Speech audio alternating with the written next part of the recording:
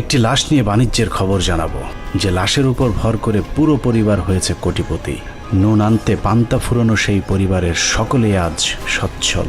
পরিবারের এক সদস্যের মৃত্যুতে যেন পুরো পরিবারের চেহারা বদলে গেছে। বোনের মৃত্যুতে শোকের বদলে সুখ আর স্বাচ্ছন্দ্য নেমে এসেছে ভাইদের পরিবারে। বান্ডেল বান্ডেল টাকার সাথে বাড়িতে বসেছে পুলিশের নিরাপত্তা। রাষ্ট্রের উচ্চপদস্থ লোকজনের সাথে উঠা বসার সুযোগও হয়েছে এক লাশের বিনিময়ে।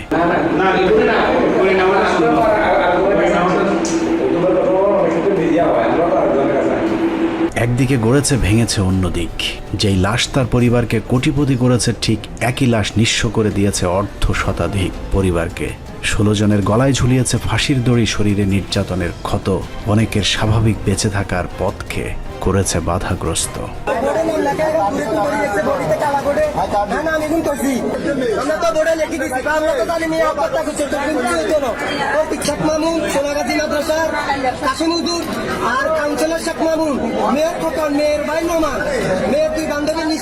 ফেনীর সোনাগাজীর নুসরাতের কথিত হত্যাকাণ্ডের কথা বলছি, যার মৃত্যুকে কেন্দ্র করে বদলে গিয়েছে সোনাগাজীর রাজনীতি, অর্থনীতি। নুসরাতের নিম্নবিত্ত পরিবারের হাতে এখন কাড়ি কাড়ি টাকা, আবার নিঃস্ব হয়েছে বিত্তবান অনেক পরিবার। 6 বছর ধরে আদালতের দরজায় ছুটতে ছুটতে সহায় সম্বল সব হারিয়ে নিঃস্ব হবার পথে 16টি পরিবার। এক মৃত্যুকে কেন্দ্র করে নুসরাতের পরিবারের পাশাপাশি পিবিআই প্রধান বনজ, সেই সাথে বিচারকের পকেটও ভারী হয়েছে। আর মনোজ কুমারের বিচার চাই, আর কিছু চাই না। মনোজ কুমারের বিচার চাই। মনোজ কুমারের 2019 সাল থেকে যেভাবে বনজ চেয়েছে সেভাবেই চলেছে বিচার। মাদ্রাসার দাড়ি টুপিওয়ালা লোকজনকে ফাঁসাতে দেশের গণমাধ্যম, কথিত সুশীল কিংবা মানবতার ফেরিওয়ালা পরিচয় ব্যারিস্টার সুমনদের মতো দালাল শ্রেণীর সব এক হয়ে শুরু করেছিল মিডিয়া ট্রায়াল। মানুষের আবেগকে কাজে লাগিয়ে দ্রুত বিচারের মাধ্যমে 16 জন নিরীহ মানুষকে ফাঁসি দিয়ে হত্যার পথ সুগম করে দেয় ঘুষখোর বিচারক।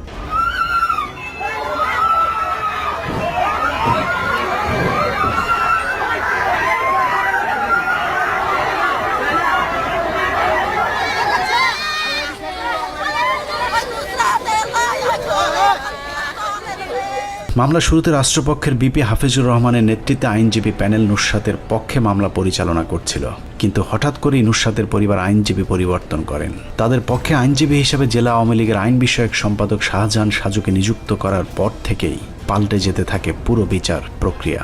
প্রতিটি শুনানির তারিখ এলেই বাদী আর বিবাদী পক্ষের আইনজীবীদের মধ্যে চলত প্রকাশ্যে বাক বিতণ্ডা।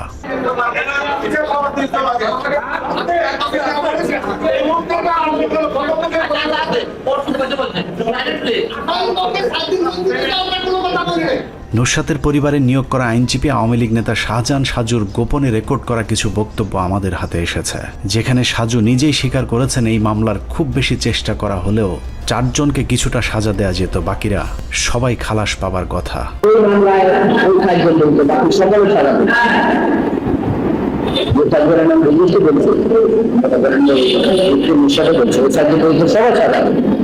শাহজাহান সাজুর গোপন রেকর্ডে বিচারক মামুনুর রশিদ কিভাবে 2 নম্বরই করে বিচারের রায় দিয়েছেন সেই তথ্য উঠে এসেছে। এক পর্যায়ে নুসরাতের পরিবারের নিয়োগ করা আইনজীবী বিচারক মামুনুর রশিদকে পাগল উম্মাদ বলে সম্বোধন করেন।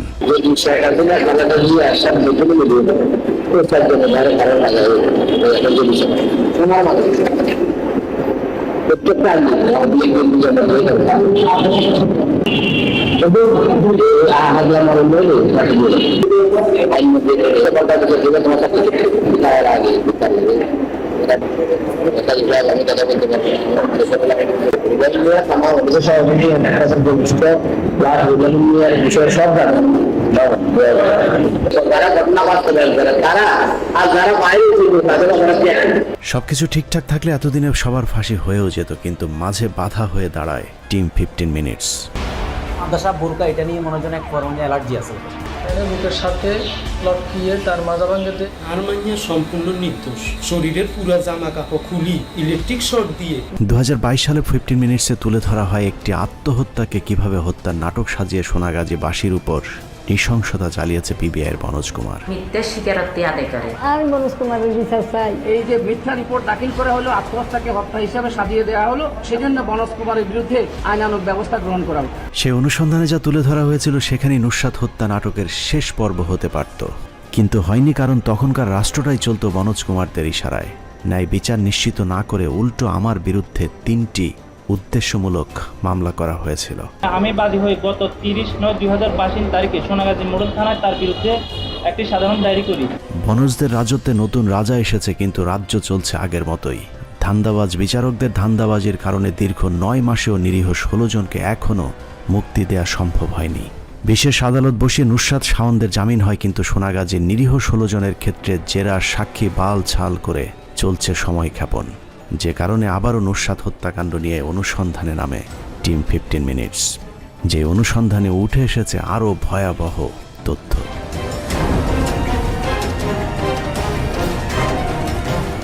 অনুসন্ধানের শুরুতে একটু মনে করিয়ে দেই, 2019 সালের 6 এপ্রিল শরীরে আগুন দিয়ে আত্মহত্যা করে নুসরাত নামে এক মাদ্রাসা ছাত্রী। শুরু থেকেই ঘটনাটিকে হত্যাকাণ্ড হিসাবে দেখাতে শুরু হয় পরিকল্পিত মিডিয়া ট্রায়াল। জামায়াতের সাবেক নেতা এবং শিবির কর্মীদের যোগ সাজশে নুসরাতকে হত্যা করা হয় বলে প্রচার করা হয় দেশের সব গণমাধ্যমে। একজন নারীর শরীরে কেরোসিন ঢেলে নির্মমভাবে হত্যার যে গল্প বাংলাদেশের মিডিয়া মঞ্চস্থ করেছিল, তা ঢক ঢক করে গিলেছিল এদেশের সাধারণ মানুষ।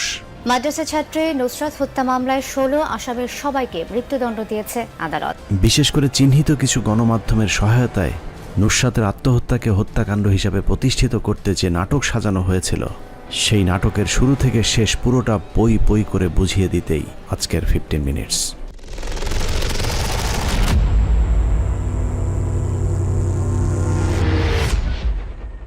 নাটকের শুরুতে বলা হয়েছে নুসরাতের মৃত্যুর দিন সোনাগাজী মাদ্রাসায় পরীক্ষা চলছিল।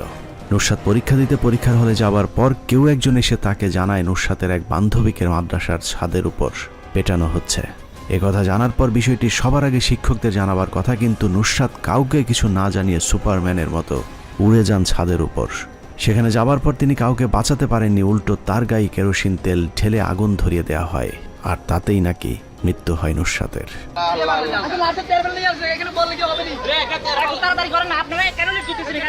একটা না 10টা না, যদি 1000টা ছেলের সাথে আমি রিলেশন করি, তবু আমি শিক্ষককে সম্মান করি। নুসরাতের কাছ থেকে আর কিছু জানার আগেই তার মৃত্যু হয়। সাধারণ নাটক সিনেমায় নায়ক নায়িকারা মারা যাবার পর সিনেমা শেষ হয়ে যায়, কিন্তু এই নাটকের শুরু হয়েছে নুসরাতের মৃত্যুর পর।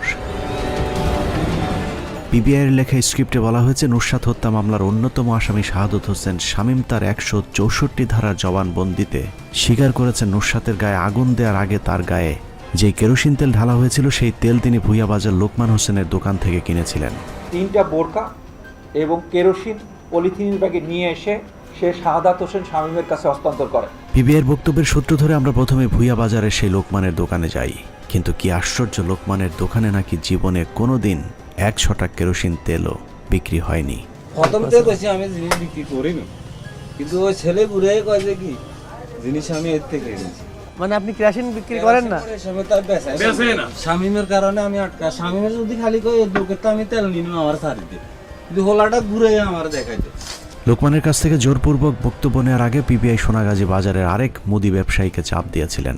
সেই ব্যবসায়ীকে কোনোভাবে রাজি করাতে না পেরে লোকমানকে বাধ্য করে পিবিআই। পিবিআই ছিল মূলত যে ওখানে ওদের একটা ইয়ে ছিল যে এখান থেকে কেরোসিন তেল নিয়েছিল, তাও পলি ব্যাগে কেরোসিন তেল নেওয়ার একটা প্রসঙ্গ উঠছিল। তখন আমরা বললাম যে না, এভাবে তো আমরা তেল বিক্রি করা হয় না, বোতল আনবে, বোতলে কেরোসিন তেল দেওয়া হবে, তেল তো আর পলিতে দেওয়া হয় না। তো পরে যাক ওনারা একটু চাপাচাপি করার চেষ্টা করছে। আমরা ওই যে ফুটেজ দিয়েছিলাম ওনাদেরকে, পেন ড্রাইভে রেকর্ড করে দিয়ে দিলাম। ওনারা অনেকক্ষণ বসে বসে দেখলো যে না, এ জাতীয় কোনো কিছু নাই। নুসরাত হত্যাকাণ্ডে নাটক আকর্ষণীয় করতে কথিত হত্যাকারীদের ব্যবহৃত বোরকা উদ্ধারের শুটিং করা হয়েছিল। ঘটনার প্রায় মাসখানেক পর মাদ্রাসার পাশের একটি পুকুর থেকে একটি চকচকে নতুন বোরকা উদ্ধারের দাবি করা হয়েছিল। যে বোরকাটি পুকুর থেকে উদ্ধারের ঘণ্টাখানেক আগে পিবিআইয়ের একজন সদস্য ওই পুকুরে নামেন এবং কিছু একটা পুঁতে রেখে আসেন, যেটি স্থানীয় একজনের মোবাইলে ধারণও করা হয়েছিল। তার কিছুক্ষণ পরে পিবিআইয়ের দ্বিতীয় দলটি পুকুরে নেমে বোরকা উদ্ধারের নাটক সম্পন্ন করেন। পিবিআইয়ের উদ্ধার করা সেই বোরকা দেখে মনে হয়েছে কিছুক্ষণ আগে কেনা একটি নতুন বোরকা, অথচ নুসরাত মারা গিয়েছিল তারও মাসখানেক আগে। নতুন একজন যেরকম নতুন হাতের মুঠে সে রাখছে, আরেকটা লোকে ডুব দিয়ে সে পাতলে রাখছে। তখন আমি বলছি, আমি কিছু এটা তো নতুন বোরকা, এখন নিবেই যেন হয়েছে। তখন আমাকে 200 পা দিছে। পিবিআইয়ের বক্তব্যের সত্যতা যাচাই করতে আমরা সোনাগাজীর ওয়ার্ল্ড ফেমাস বোরকা বাজার নামের সেই দোকানে যাই, যেখান থেকে নুসরাতের কথিত হত্যাকারীর বুরকার কেনার দাবি করা হয়েছিল। দোকানের মালিক জসিমউদ্দিনের সাথে কথা বলে জানা যায় তিনি ছিলেন জোরপূর্বক পিবিআইয়ের নাটকের একজন অভিনেতা। তিনি এই মামলায় যা সাক্ষী দিয়েছেন সবই ছিল পিবিআইয়ের পক্ষ থেকে জোরপূর্বক বলানো। আমার এখানে শোরুমের ভিতরে নির্মে বর্গ হচ্ছেন কি যে 2500 টাকা, আর ওখানে 700 টাকা 800 টাকা দামের বর্গ দেখাচ্ছে, তো এটা তো একটা নাটক। নুসরাতের গায়ে ঢালা কেরোসিন আর বুরকার মতো নুসরাত হত্যার পুরোটাই ছিল পিবিআইয়ের তৈরি করা নাটক। অনুসন্ধানে তাদের নাটকের প্রতিটি অংশের আমরা চুলচেরা বিশ্লেষণ করেছি। পিবিআইয়ের তদন্তে বলা হয়েছে সোনাগাজী মাদ্রাসায় অবস্থিত এই সাইক্লোন সেন্টারের 5 তলার ছাদে নুসরাতকে আগুন দিয়ে হত্যা করা হয়েছে। সাইক্লোন সেন্টারের উত্তরে মাদ্রাসার মূল ফটক, পশ্চিমে প্রশাসনিক ভবন, পূর্বে মাদ্রাসার একাডেমিক ভবন সহ দক্ষিণে খেলার মাঠ। খেলার মাঠের শেষ প্রান্তে পুকুরের পরে রয়েছে সীমানা প্রাচীর। তার উপর পরীক্ষার কারণে ঘটনার দিন মাদ্রাসায় 144 ধারা জারি থাকায় মাদ্রাসায় প্রবেশের একমাত্র ফটকে বিপুল সংখ্যক পুলিশ পাহারায় ছিল। এছাড়া সাইক্লোন সেন্টারের নিচতলার চারপাশে কোনো প্রকার দেয়াল না থাকায় ভবনের ভেতরে কেউ ঢুকলে বা বের হলে তা স্পষ্ট দেখা যাবার কথা, কিন্তু ওই দিন নুসরাতের শরীরে আগুন লাগার আগে পরে কাউকে উঠতে বা নামতে দেখা যায়নি, যে বিষয়টি ঘটনার দিন দায়িত্বে থাকা একজন পুলিশ সদস্য স্বীকার করেছেন। একটা দরজা ছিল, ওইখানটা লাভ দিয়ে সিঁড়ি দিয়ে উপরে উঠি ওই নুসরাত জাহান রাফিকে দেখি আগুন নিয়ে নিচে নামতেছে। আপনি যাওয়ার সাথে সাথে কোনো লোকজন দেখতে পান? আমি ওইখানে কোনো লোকজনকে দেখতে পাই। পিবিআই রিপোর্টে নুসরাতের শরীরে আগুন দেওয়ার যে বর্ণনা দেওয়া হয়েছে সেই বর্ণনা অনুযায়ী ঘটনা ঘটতে অন্তত আধা ঘন্টা সময়ের প্রয়োজন, কিন্তু রিপোর্টে বলা হয়েছে নুসরাতকে তার হল থেকে ডেকে নিয়ে যাওয়া হয়েছে পরীক্ষা শুরুর 5 মিনিট আগে। 5 মিনিট আগে ডেকে নিয়ে প্রশ্নপত্র দেওয়ার মাঝের সময়ের মধ্যে কথিত খুনিরা সব ঘটনা সম্পন্ন করে ঠিক সময় মতো পরীক্ষায় অংশ নিয়েছে, এটা একদম অসম্ভব। প্ল্যান অনুসারে রাফিকে বলে যে নিশাতকে উপরে মারতেছে এবং ওখানে গিয়ে সে আটকিয়ে দেয়, তার ওন্না দিয়ে বেঁধে আগুন লাগিয়ে তারা নেমে যায়। বনজের মিথ্যা নাটকে নৃশংসতম শিকার কামরুন নাহার মনি, যিনি ঘটনার সময় 6 মাসের অন্তঃসত্ত্বা ছিলেন। এছাড়া কামরুন নাহার মনির পরীক্ষার হল ছিল সাইক্লোন সেন্টারের পাশের আরেকটি ভবনের 3 তলায়, আর ঘটনাস্থল সাইক্লোন সেন্টারের 5 তলায়। অতএব 2 ভবন মিলিয়ে মোট 8 তলা সিঁড়ি বেয়ে কারো শরীরে আগুন দিয়ে 5 মিনিটের মধ্যে নেমে আসা একজন অন্তঃসত্ত্বা মায়ের পক্ষে অসম্ভব। কামরুন নাহার মনির হলে দায়িত্বরত শিক্ষিকা খুজিস্তা খানমের সাথে কথা বলে জানা যায় ঘটনার দিন ওই হলের একটি খাতাও অবশিষ্ট ছিল না, যে কারণে মনি অথবা অন্য কোনো পরীক্ষার্থীর অনুপস্থিত থাকার বিষয়টি সত্য নয়। তো আমি হলে ডিউটিরত ছিলাম, হলে যখন পেপারসগুলো দিয়ে দিয়েছি প্রশ্ন দেওয়ার আগেই হয়েছে কান্নাকাটির আওয়াজ শোনা যাচ্ছে। তো আমি আমিও প্রথম বারান্দা দিয়ে দেখলাম যে কিছু দেখা যাচ্ছে না, এরপর মাঠে বের হলাম। বের হওয়ার পরে দেখতেছি যে তখন তো নুসরাত বা কে বোঝার উপায় ছিল না, দেখতেছি যে একটা মেয়ে উপর থেকে চিৎকার করতে করতে নেমে আসতেছে সিঁড়ি দিয়ে, আর ওর পুরো গায়ে আগুন জ্বলতেছে। তো আমার হলে যতজন শিক্ষার্থী থাকার কথা ছিল শিক্ষার্থীও ততজন ছিল, ততগুলো খাতাও আমি সাপ্লাই দিয়েছি প্রত্যেকটা স্টুডেন্টকে, একটা খাতাও অবশিষ্ট ছিল না। আবার সিট ছিল 3 তলায়, ওখান থেকে ও এসে যে আগুন দিয়ে যাবে গিয়েছে ওটা বলতে পারি না, ওটাও সম্ভব হবে বলে মনে হয় না। মনির মতো নুসরাত হত্যাকাণ্ডে ফাঁসির রায় হওয়া বাকি 15 জন সবাইকে মিথ্যা নাটক সাজিয়ে সাজা দেওয়া হয়েছে। এখন প্রশ্ন আসতে পারে নুসরাতকে তাহলে মারল কে? সে প্রশ্নের উত্তর হলো নুসরাতকে কেউ মারেনি, নুসরাত নিজেই আত্মহত্যা করেছেন। নুসরাত কেন আত্মহত্যা করেছে সেটা জানতে ঘটনার আরেকটু পেছনে যেতে হবে। নুসরাত ছিল বহু পুরুষে আসক্ত, বিভিন্ন পুরুষের সাথে প্রেম আর উচ্ছৃঙ্খলতার কারণে তাকে বেশ কয়েকবার শাস্তি দেওয়া হয়েছিল। সবশেষ মাদ্রাসা চলাকালীন নুসরাতের পকেটে মোবাইল পাওয়া যাবার পর অধ্যক্ষ সিরাজউদ্দৌলা নুসরাত সহ তার বান্ধবী ফুর্তি এবং নিশাতকে অফিসে ডেকে নিয়ে মাদ্রাসা থেকে বের করে দেওয়ার হুমকি দেন। এর পরপরই সিরাজউদ্দৌলার বিরুদ্ধে যৌন হয়রানির মামলা করে নুসরাতের পরিবার, আর সেই মামলার সাক্ষী ছিল তার সাথে থাকা অন্য 2 উচ্ছৃঙ্খল বান্ধবী নিশাত এবং ফুর্তি। সেই মামলাতে অধ্যক্ষ সিরাজউদ্দৌলা গ্রেফতার হন, কিন্তু গ্রেফতারের পর মাদ্রাসার শিক্ষার্থীরা নুসরাত রাফির পক্ষে না দাঁড়িয়ে বরং অধ্যক্ষ সিরাজউদ্দৌলার মুক্তির জন্য তীব্র আন্দোলন শুরু করেন। মাদ্রাসার আলেম সকল সমাজদেরকে নিয়ে একসাথে ঐক্যবদ্ধ হয়েছে, আমাদের প্রিন্সিপাল হুজুরকে মুক্তি দিতে হবে। একদিকে অধ্যক্ষের পক্ষে, অন্যদিকে নুসরাতের বিরুদ্ধে অবস্থান নিয়ে নুসরাতকে মাদ্রাসায় একঘরে করে দেওয়া হয়। এরই মধ্যে নুসরাত তার আইনজীবীর কাছে জানতে পারেন পরবর্তী কার্য দিবসে জামিনে মুক্ত হচ্ছেন সিরাজউদ্দৌলা। এই তথ্য জানার পর সিরাজউদ্দৌলাকে আটকাতে নানা ধরনের ফন্দি ফিকির করতে থাকে নুসরাত। এমনকি সিরাজউদ্দৌলাকে যেভাবেই হোক মামলায় ফাঁসাতে নুসরাতের প্রেমিক সোনাগাজী মডেল থানার সাবেক কর্মকর্তা শরীফের মাধ্যমে ওই মামলার তদন্তকারী কর্মকর্তাকে ম্যানেজের চেষ্টা করেন। ব্যর্থ হয়ে তদন্ত কর্মকর্তাকেও প্রেমের জালে বন্দী করার চেষ্টা চালায় নুসরাত জাহান রাফি। নুসরাতের মৃত্যুর আগে নুসরাতের ব্যবহৃত তার মায়ের ফোনে নুসরাত কার কার সাথে কি কি কথা বলেছেন সেই তথ্য আমাদের হাতে এসেছে। নুসরাতের ব্যবহৃত সেই নাম্বারটিতে আমরা নুসরাতের মোট 5 জন প্রেমিকের সন্ধান পেয়েছি, যার মধ্যে একজন শরীফ মডেল থানার সাবেক কর্মকর্তা। ওই চ্যাটিংয়ে নুসরাতের বিভিন্ন জনেদের সাথে প্রেমালাপের পাশাপাশি ওই পুলিশ কর্মকর্তাকে নুসরাত লিখেছিলেন, আপনি সিরাজউদ্দৌলাকে শাস্তি দিতে পারলে যা চাবেন তাই পাবেন। ঠিক তার পরদিন নুসরাত মাদ্রাসায় গিয়ে শরীরে আগুন দেয়। সেই আগুন মৃত্যু হয় নুসরাতের। তার 3 দিন আগেও নুসরাত তার বাড়িতে আত্মহত্যার চেষ্টা করেছিলেন, যা মামলার তদন্তকারী পিবিআই পরিদর্শক শাহ আলম আদালতে স্বীকার করেছে। এতেই প্রমাণিত হয় এটি কোনো হত্যা নয়, নুসরাতের মৃত্যুর ঘটনা ছিল একটি আত্মহত্যা।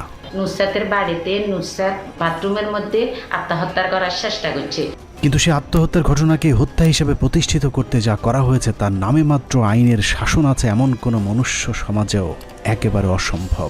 তারপরেও পিবিআইকে দিয়ে সেটাকে সম্ভব করতে প্রথমেই সোনাগাজী থানার ওসি মোয়াজ্জেম হোসেনকে তার পদ থেকে সরিয়ে দেওয়া হয়, কারণ তিনি জেনে গিয়েছিলেন নুসরাতকে কেউ হত্যা করেনি, বরং তিনি আত্মহত্যা করে মারা গেছেন। প্রাথমিক তদন্তে যেটা মনে হয়েছে, আসলে তাকে ওইভাবে মেরে ওখান থেকে চলে যাওয়া সম্ভব না, কারণ বাইরে থেকে কেউ তাকে গায়ে আগুন দিয়েছে এরকম কোনো প্রমাণ আসলে ওই সময় আমরা পাইনি তাৎক্ষণিকভাবে। পুরো ঘটনাটি ছিল বনজ কুমার, সময় টেলিভিশনের চট্টগ্রাম প্রতিনিধি কমল দেব, ফেনী প্রতিনিধি বক্তিয়ার মুন্না, স্টাফ রিপোর্টার আতিয়ার সজল এবং ব্যারিস্টার সুমনের সম্মিলিত একটি নাট্যযজ্ঞ। তাদের সেই পরিকল্পনা সহজ করতে প্রথমেই সোনাগাজী থানার ভারপ্রাপ্ত কর্মকর্তা মোয়াজ্জেম হোসেনকে টার্গেট করা হয়। আমার বিরুদ্ধে মামলা করে, একটা ডিজিটাল নিরাপত্তা মামলা করে আমাকে হাজতে পর্যন্ত যেতে হয়েছে। আমি 5 বছর করে জেলও কেটেছি। ফোন থেকে কৌশলে সেই ভিডিওটি পাঠানো হয় কমলদের কাছে। তার মাধ্যমেই সময় টিভি সহ সারা দেশে ছড়িয়ে পড়ে নুসরাতের আলোচিত সেই ভিডিওটি। অথচ ওসি মোয়াজ্জেমের আইডি থেকে সেই ভিডিও একবারও আপলোড করা হয়নি। তারপরেও তাকেই সময় টিভির নেতৃত্বে মিডিয়া ট্রায়ালের মাধ্যমে শাস্তি দেওয়া হয়। ওই ঘটনার পর একটা ভিডিও, আমি যে শিলরতাহানির ভিডিওটা করেছিলাম, আনফর্চুনেটলি ওটা যেভাবে হোক আমার কাছ থেকে যায় না, এটাই কোর্টে প্রমাণ হয়েছে। এরকম ডাহা মিথ্যাচারের কারণে আসামিদের পরিবারের লোকজন আদালত চত্বরেই সময় টিভির সাংবাদিককে লাঞ্ছিত করেছিল, যদিও তারপরেও সময় টিভি বনজের ইশারাতেই সব সময় কাজ করে গিয়েছেন। অপরাধ তদন্তে বাংলাদেশে নতুন ধারার সূচনা করেছে police bureau of investigation PBI. মাদ্রাসা ছাত্রী নুসরাত জাহান রাফি হত্যার তদন্ত শেষে তারা প্রথমবারের মতো সচিত্র ঘটনা প্রবাহ তুলে ধরেছে। সোনাগাজী থানার ভারপ্রাপ্ত কর্মকর্তা মোয়াজ্জেম হোসেনকে সরিয়ে দেওয়ার পর দৃশ্যে আসে পিবিআইয়ের বনজ। আত্মহত্যার ঘটনাকে হত্যা হিসেবে প্রতিষ্ঠিত করতে পুরো এলাকায় এক ত্রাসের রাজত্ব কায়েম করে পিবিআই। ড্রিল মেশিন দিয়ে বাচ্চা নষ্ট করিয়া লাগবো, বাচ্চার জন্য এগুলোর জন্য করছে, শিকার করছে। আরে মনসিত করা জোয়ার জোরের পর কানে ফিট দিছে, পেশাব রাস্তা ফিট দিছে, পরে হুতত নুনির আমার তো এই কাগজ লিখে দিচ্ছে, বোর্ডে লিখে দিছে, আবু এইটা হওয়া আন্ডা এই হিসাব করেন, এই হিসাবে তাই কুইয়ালছে। পিবিআই মূলত 3টি ধাপে তাদের পরিকল্পনা সাজায়। প্রথম ধাপে যারা নুসরাতের বিরুদ্ধে এবং অধ্যক্ষ সিরাজউদ্দৌলার পক্ষে মাদ্রাসায় আন্দোলন করেছিল তাদেরকে টার্গেট করা হয়। এরপর যারা জেনে গিয়েছিলেন নুসরাতকে কেউ হত্যা করেনি, বরং তিনি আত্মহত্যা করেছেন এমন সব সাক্ষীদেরকে। আর সবশেষ আওয়ামী লীগের বিবাদমান 2টি পক্ষকে টার্গেট করে তারপর কর্মপরিকল্পনা সাজায় বনজ কুমারের পিবিআই।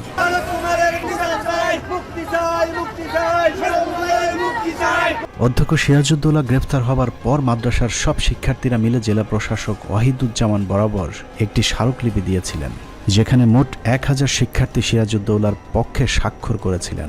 ওই আন্দোলনে যারা নেতৃত্ব দিয়েছিল তাদের নাম ছিল স্মারকলিপির সবার উপরে, যে কারণে ওই তালিকায় শীর্ষে থাকা সকলকে মামলার আসামি করা হয়। স্মারকলিপির প্রথমেই স্বাক্ষর করেছিলেন নুরুদ্দিন, যে কারণে সিরাজউদ্দৌলার পরপরই তাকে 2 নম্বর আসামি হিসেবে তালিকাভুক্ত করা হয়। সকল সমাজকে নিয়ে একসাথে ঐক্যবদ্ধ হয়েছি, আমাদের প্রিন্সিপাল হুজুরকে মুক্তি দিতে হবে। ওই হুজুর জেলখানায় আছে, জেলখানায় থাকার পরে আমার ছেলে মানববন্ধন করছে, মানববন্ধনে নেতৃত্ব দিছে। এই কারণে আমার ছেলেরে আসামি বানায়, আমার ছেলেরে মৃত্যুদণ্ড রায় দিছে। আন্দোলনের নেতৃত্ব দেয় আরেকজন শিক্ষার্থী শামীম। ঘটনার সময় শামীমের একই হলে পরীক্ষা দিয়েছেন আবু বকর নিশাত নামে আরেকজন পরীক্ষার্থী, যিনি সকাল 9:30 থেকে পরীক্ষা শেষ হওয়া পর্যন্ত শামীমকে পরীক্ষার হলেই উপস্থিত থাকতে দেখেছেন।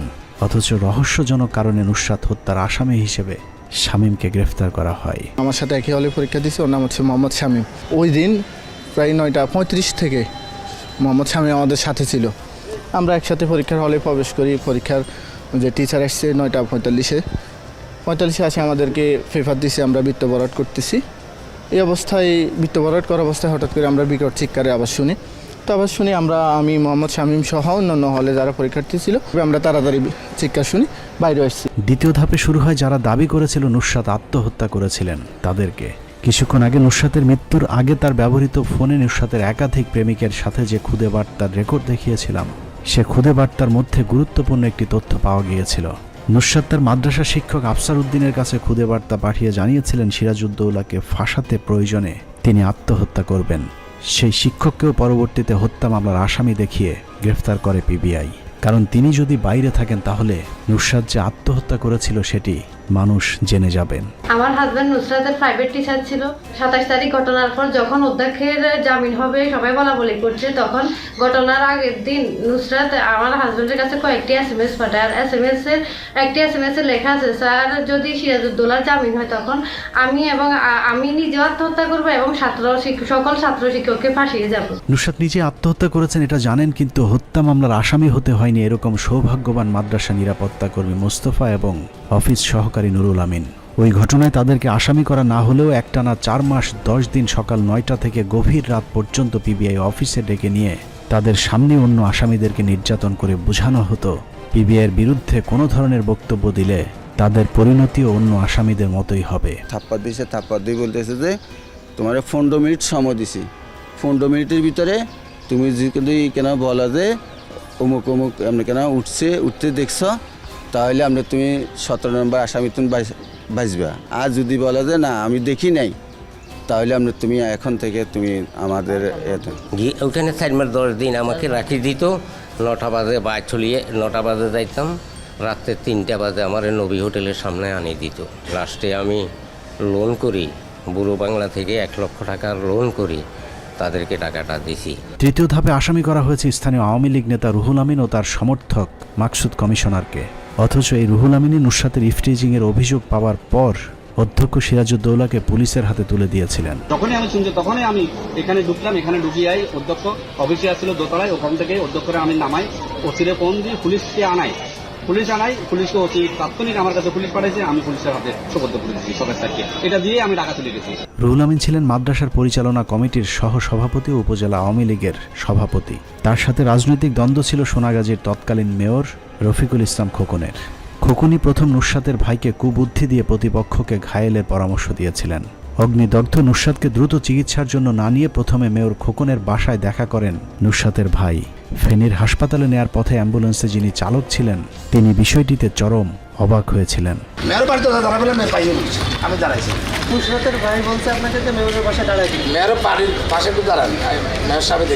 এলাকায় স্বচ্ছ রাজনীতিবিদ হিসেবে পরিচিত রুহুল আমিন উপজেলা আওয়ামী লীগের সভাপতি নির্বাচিত হবার পর থেকে পৌরসভার মেয়র রফিকুল ইসলামের লোকজনকে এলাকায় চাঁদাবাজি করতে বাধা দিচ্ছিলেন, যে কারণে রুহুল আমিনের সাথে দ্বন্দ্ব শুরু হয় দুর্নীতিবাজ মেয়র খোকনের। সেই দ্বন্দ্ব থেকে রুহুল আমিনকে নুসরাত হত্যায় জড়িয়ে দেয় মেয়র খোকন। তৎকালীন সময়ে সোনাগাজীতে কর্মরত একজন পুলিশ কর্মকর্তা নিজেই স্বীকার করেছেন রুহুল আমিনকে ফাঁসাতে বনোজ কুমারকে মোটা অঙ্কের অর্থ দিয়েছিল মেয়র খোকন। মনে করো প্রথম সাইজে চেয়ারম্যান হইতো, তারা চেয়ারম্যান হইতে দেয় নাই, তাইলে এখানে মিলনের সাথে একটা দ্বন্দ্ব জড়াইলো, ঠিক আছে। এরপরে উপজেলা চেয়ারম্যান হইতে চাইছে, উপজেলা চেয়ারম্যান হইতে পারে না, এখানে আর একটা দ্বন্দ্ব জড়াইলো। এরপরে রুহুল আমিন নির্বাচন করতে চাইছে বাসার সাহেব, এরপরে এখানে যখন তো চাইছে পরে মাসুদ সাহেবের নির্বাচন করা লাগছে, এখানে মাসুদ সাহেবের লগে একটা ঝামেলা হয়েছে। আর এটা দিয়ে এদের ফ্যামিলি উঠে গেল না, আর কত টাকা যে নিচ্ছে, আল্লাহ তো একজন আছে রে, আমার খুব কষ্ট হয় ভাই মনে হইলো। রুহুল আমিনের সাথে তার ঘনিষ্ঠ আরেক সমর্থক কাউন্সিলর মাকসুদ আলমকেও রাজনৈতিক কারণে গ্রেফতার করা হয়। নুসরাত হত্যা মামলায় পিবিআইয়ের সবচেয়ে বড় ইনকামের উৎস ছিল রুহুল আমিন এবং কাউন্সিলর মাকসুদ। ক্রসফায়ারের ভয় দেখিয়ে শুধুমাত্র এই দুইজনের পরিবার থেকে পিবিআই হাতিয়ে নিয়েছে 4.5 কোটি টাকা। অনেক নির্যাতন চলতেছে, মারধর চলতেছে, দেখতেছি এক পর্যায়ে আমার বাবার কণ্ঠ শোনা যেতেছে। পরে আমি ওইখানে যে পিবিআই সদস্যরা ছিল তাদের হাত পা জোরে জোরাজোরি করে কান্নাকাটি করি যে আমার বাবারে ছাইড়া দেন, আমার বাবা তো নির্দোষ।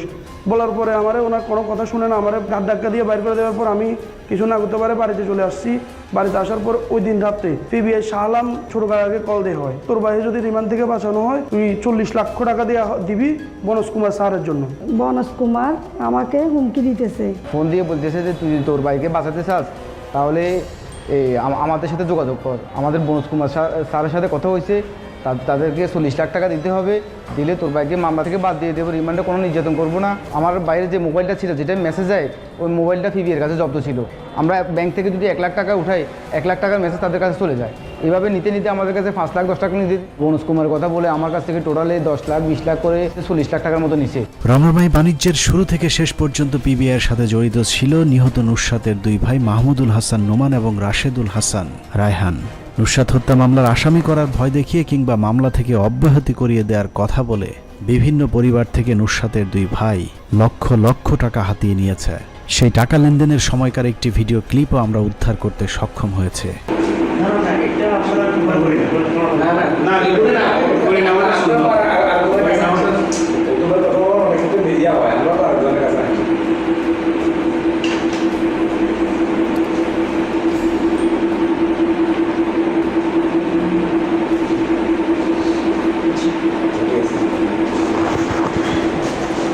কিন্তু মামলায় সকলের মৃত্যুদণ্ডের রায় হওয়ার পর সেই টাকা ফেরত চায় দণ্ডপ্রাপ্তদের স্বজনেরা। পরিবারগুলোর সাথে নুসরাতের ভাইয়ের একটি কল রেকর্ডও আমাদের হাতে পৌঁছেছে। তো ও টেনশন তো ভাই আঙ্গো টেনশন, এটা করে তো মানুষ তো আর বুঝতো না।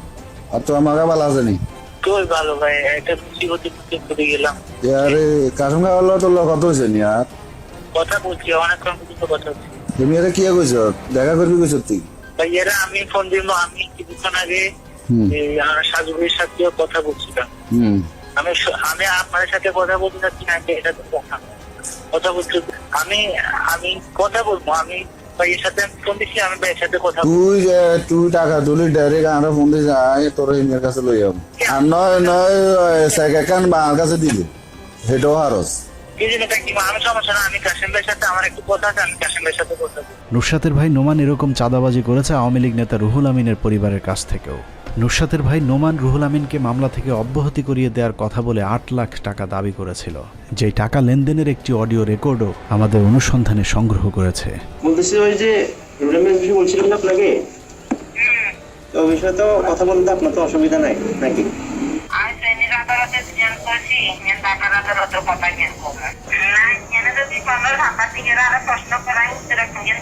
নুসরাতের মৃত্যুর পর এভাবেই নুসরাত তার পরিবারের কাছে হয়ে ওঠে সোনার ডিম পাড়া এক হাঁস। নুসরাতের উপর ভর করে সোনাগাজীর আওয়ামী লীগের পুরো নিয়ন্ত্রণ চলে যায় নুসরাতের পরিবারের হাতে। আওয়ামী লীগের নেতা টেতা তো মামুলি বিষয়, চাইলেই প্রধানমন্ত্রী পর্যন্ত অনায়াসে ঘুরে আসতে পারতেন নুসরাতের 2 ভাই। অনুসন্ধানে জানা যায় মামলার বাদী নুসরাত জাহান রাফির বড় ভাই নোমান প্রাইমারি স্কুলের দপ্তরের চাকরির আবেদন করেও ব্যর্থ হয়েছিল। কিন্তু নুসরাতের মৃত্যুর পর প্রধানমন্ত্রীর নির্দেশে নোমানের চাকরি মেলে বেসরকারি একটি ব্যাংকের বড় পদে। সবই পেয়েছিল পরিবারটি, শুধু মানুষের ভালোবাসা পায়নি। বোনের লাশ নিয়ে বাণিজ্য করে এলাকার মানুষের কাছে হয়েছেন ঘৃণার পাত্র। ভিকটিম পরিবার মানুষের আবেগের অপব্যবহার করে কোটিপতি হয়েছে। তারা ঘটনার প্রকৃত বিচার চায়নি, তারা চেয়েছে নিজেদের আখের গোছাতে। এলাকার মানুষের তোপের মুখে নুসরাতের পরিবারের নিরাপত্তায় 24 ঘন্টা পুলিশ পাহারা বসানো হয়েছিল তাদের বাড়িতে। 5 আগস্টের পর পরিস্থিতি বদলে যাবার কথা থাকলেও তা হয়নি, কারণ নুসরাতের ভাই জানেন কখন কার সাথে ছবি তুলে পোস্ট করতে হবে। এতদিন ধরে এলাকায় আওয়ামী লীগের সেজে বসে থাকা নোমানের 2 ভাই রাতারাতি নিজেদের খোলস পাল্টে হয়ে যান বিএনপি জামায়াতের বড় সমর্থক। হঠাৎ করে 180 ডিগ্রি ডিগবাজি দেওয়ার কারণ সহ আমাদের আরও অনেক প্রশ্ন ছিল নুসরাতের ভাই নোমানের কাছে, কিন্তু কোনো প্রশ্নেরই সঠিক জবাব দিতে না পেরে পালিয়ে যায় নুসরাতের ভাই নোমান। এটা আপনি বললেন না, আপনি না বললে আপনার থেকে না আপনি এমন প্রশ্ন তো করতে পারেন না ভাইয়া। না আমি আপনাকে বলবো, আমি কোনো কথা বলবো না ভাইয়া। ক্যামেরা দেখে নোমানের পালানোর এই চেষ্টার কারণ নোমান সবচেয়ে ভালো জানেন তার বোন নুসরাত জাহান রাফিকে কেউ হত্যা করেনি। ঘটনার দিন পরীক্ষা দিতে মাদ্রাসায় যাবার আগেই নুসরাত তার পরিবারকে হুমকি দিয়ে এসেছিলেন আত্মহত্যা করবার। নুসরাতের ভাই বিষয়টি জানার পর দৌড়ে ছুটে যান মাদ্রাসায়, কিন্তু বোর্ড পরীক্ষা হবার কারণে বহিরাগত কাউকে কেন্দ্রে ঢোকার অনুমতি দেয়নি পুলিশ। যদিও নুসরাত যেন কোনোভাবেই কোনো দুর্ঘটনা ঘটাতে না পারেন সে কারণে পুলিশের সাথে বেশ কিছুক্ষণ জোরাজুরি করেছিলেন নুসরাতের ভাই নোমান। 10টা বাজার 15 মিনিট আগেই নুসরাতের ভাই ঢুকতে চাইছিল নোমান, তখন আমি ঢুকতে দিই নাই। দিন না দেওয়ার পরে আমারও অ্যাভয়েড করি এবার পুলিশের কাছে গেছে। সে শুধু হলে যাওয়ার জন্য মানে বলতেছে আমি একটু হলে যাবো তো এইটাই বলতেছে।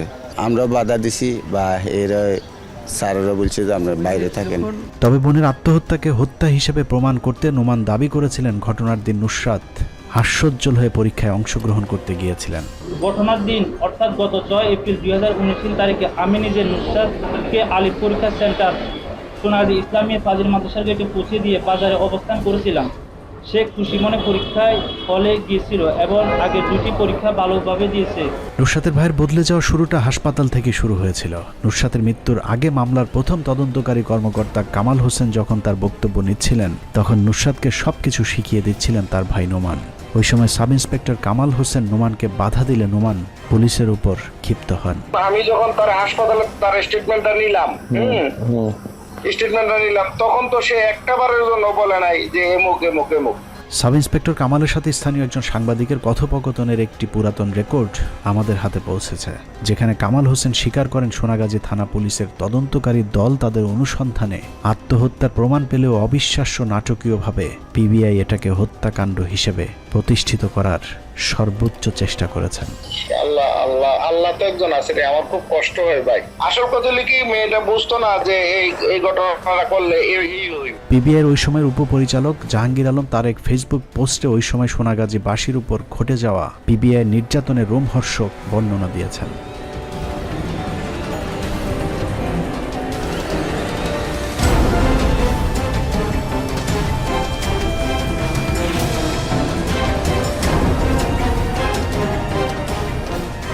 সব মিলিয়ে হিন্দুদের একটি অংশ গেল 15 বছর এদেশের মানুষকে মানুষ মনে করেনি। তারা আমাদেরকে মুসলমান হিসেবে বিবেচনা করত। মুসলমানদেরকে হত্যা নির্যাতন করে তারা পৈশাচিক আনন্দ ভোগ করত। আর দাড়ি টুপিওয়ালা মাদ্রাসার লোকজন পেলে সেই বর্বরতার মাত্রা বেড়ে যেত আরো কয়েক গুণ। আমি যখনই পিবি অফিসে যাইতাম উনি আমাকে একটা জিনিস বারবার করে বলতো যে মাদ্রাসা কেন পড়াইছস। এরকম মুসলিম নির্যাতনের প্রকল্পকে সময় টেলিভিশন প্রচার করেছিল পিবিআইয়ের ব্যাপক সফলতা হিসেবে। সময় টিভির সাথে যুক্ত হয়েছিল আওয়ামী আইনজীবী ব্যারিস্টার সুমন, যিনি বনোজ কুমারের পথের কাঁটা সরিয়ে দিতে ওসি মুয়াজ্জেমের বিরুদ্ধে মাঠে নামেন। সাবেক ওসি মুয়াজ্জেমের বিরুদ্ধে গ্রেপ্তারি পরোয়ানা জারি করেছেন। আমি ধন্যবাদ জানাচ্ছি পিবিআইকে। আমার জীবনে এত সুন্দর স্পষ্ট অল্প সময়ের মধ্যে এরকম রিপোর্ট আমি দেখিনি। এভাবেই নুসরাতের অর্থলোভী পরিবার, পিবিআইয়ের বনজ, সময় টেলিভিশন আর ব্যারিস্টার সুমনের পরিচালনায় একটি হাউসফুল নাটক তৈরি করা হয়েছিল, যে নাটকে সোনাগাজীর 16টি পরিবার ধ্বংস হয়ে গিয়েছে। মানসিক আর্থিকভাবে ক্ষতিগ্রস্ত পরিবারগুলোর সদস্যরা বিনা কারণে অন্ধকার কন্ডেম সেলে বন্দী আছে গেল 6টি বছর ধরে, অথচ তারা জানেও না কি তাদের অপরাধ।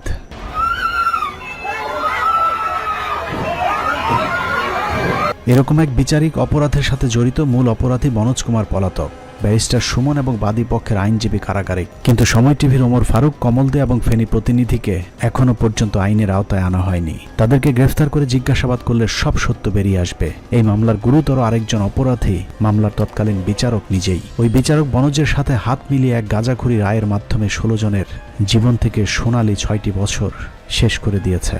অতএব তাকে দ্রুত বিচারের আওতায় আনতে হবে। এছাড়া পিবিআইয়ের একজন কর্মকর্তা ছিল যার নাম শাহ আলম। এই শাহ আলম ছিল বনোজ কুমারের ক্যাশিয়ার। বিভিন্ন পরিবারের কাছ থেকে শাহ আলমের বিরুদ্ধে জোরপূর্বক টাকা নেয়ার ভয়ঙ্কর অভিযোগ রয়েছে। কথা হয়েছে তো এর সাথে শাহ আলমের সাথে। পিপিআর শাহ আলমে আমার 2 দিন খবর দিই। আমার শাহ আলম ভাই ফোন দিল, ফোন দিবার পরে কদিন কি আপনি এখন আসেন? আমাদের তাকে ওরা 3-4 লাখ টাকা নিছে। এই যে নির্যাতনটা ছেলেদেরকে করছে, আমাকে বলছেন কি যে এভাবে বলতে হবে, বাধ্য আমাকে বলতে হবে এইভাবে। এরকম এক নরকের মাঝেই দীর্ঘ 15 বছর ধরে বাংলাদেশের মানুষ বসবাস করেছেন। দেশ স্বাধীন হয়েছে প্রায় 10 মাস হয়েছে, এরপরেও নির্দোষ এসব মানুষগুলোকে এখনো মুক্তি দেওয়া হয়নি। এখন প্রশ্ন হলো, স্বাধীনতা কি শুধুই কিছু মানুষের ভোগের জন্যই এসেছে, নাকি অন্যরাও একটু ভোগ করার সুযোগ পাবেন? স্বাধীনতা বিরোধী নুসরাত ফারিয়াদেরকে এদেশে বিশেষ নিয়মে জেল থেকে মুক্তি দেওয়া হয়, অথচ 16 জন মানুষকে মিথ্যা সাজা দিয়ে হত্যা করা হচ্ছে। তারপরেও সরকারের কোনো তৎপরতা নেই। বাংলাদেশের কোনো গণমাধ্যমও তাদের পাশে দাঁড়ায়নি। এরকম চাঞ্চল্যকর একটি মামলার আসল রহস্য উদ্ঘাটন করতে না পারলে এত গণমাধ্যম দিয়ে কি হবে? কোনো যদি কিন্তু নয়। ফেনীর কথিত নুসরাত হত্যাকাণ্ডের নামে যাদেরকে আটক রাখা হয়েছে তাদেরকে দ্রুত সময়ের মধ্যে মুক্তি দিতে হবে। সেই সাথে তাদের যে অপূরণীয় ক্ষতি করা হয়েছে তার ক্ষতিপূরণও দিতে হবে পরিবারগুলোকে। আল্লাহ হাফেজ।